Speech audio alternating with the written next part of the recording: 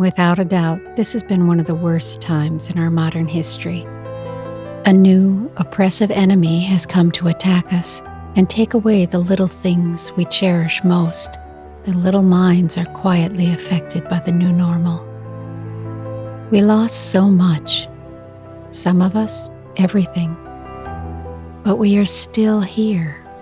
We are still standing right in the middle of this apocalyptic battle.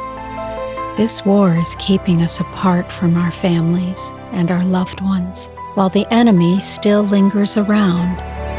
At the end of it all, when the rain has stopped and the thunders have muted into a subtle breeze, against all odds, we will dance again. We will dance again. We will dance again. We will dance again. The Chocolate People. The Chocolate People's Children Book Series, available now.